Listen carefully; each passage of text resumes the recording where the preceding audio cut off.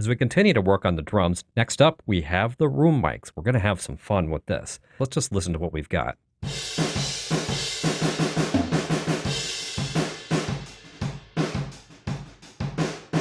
All right, well, it looks like the balance is maybe slightly off. We'll deal with that later on. Right now, we're going to add a Pro Channel module. I'm going to replace this compressor with one of the soft tube compressors. In this case, we're going to use the FET compressor. And since we're going to use the FET compressor, I'm going to remove this module and also remove the gate module. Now, the FET compressor's got a few nice features, plus it also has a nice fat sound to it.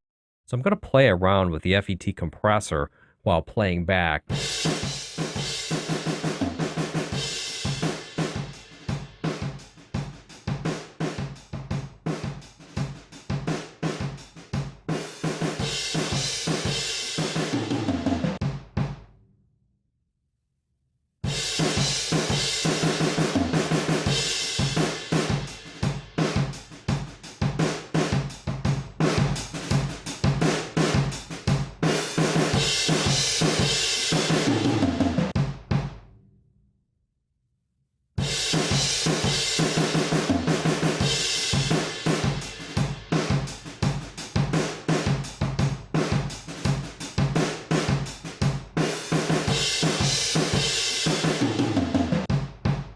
That gives us some nice punch. You can see that we've got a little pumping going on with this compressor, and I kind of like where this is going. Now let's add some EQ to kind of tighten up the mid-range, maybe add a little bit of the low frequency back in.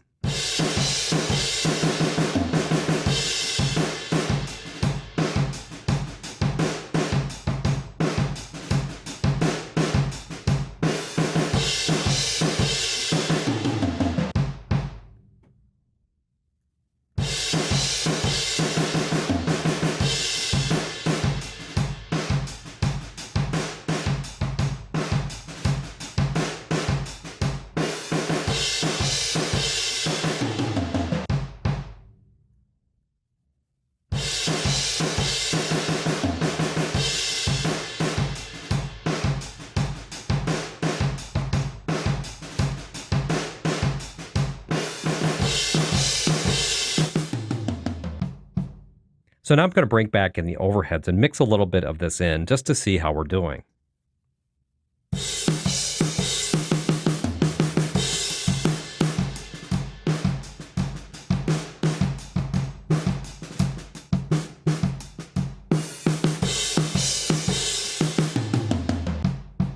So I like where that's headed. We can add a great deal of fullness using the room mics to the original overhead mics using this setup. Next, I'm going to add a couple of insert effects, and those will follow the Pro Channel, so we don't need to change the post setting. So the first thing I'm going to do is insert the audio effects.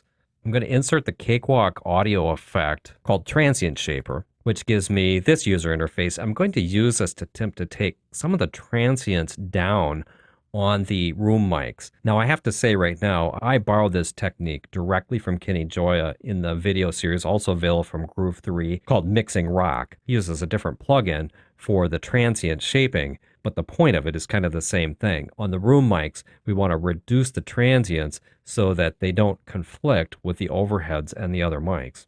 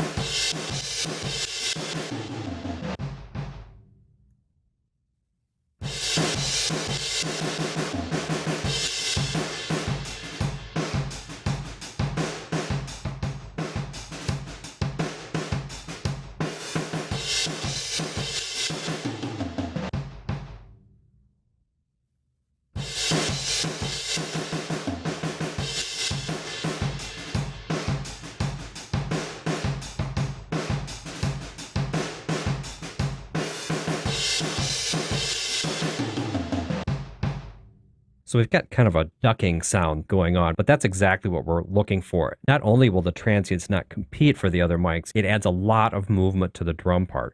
We're going to add this back in with the mic so you can hear the effect of this.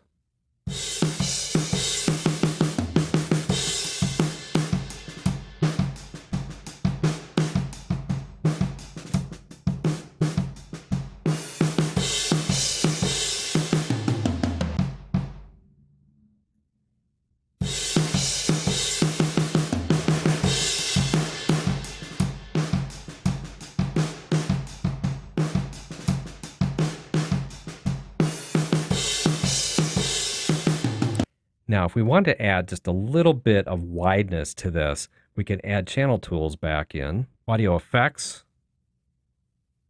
channel tools. We can bring up the channel tools plugin and we can play around with the input level. I'm also going to use channel tools to make sure I'm really balancing the left and the right signals here.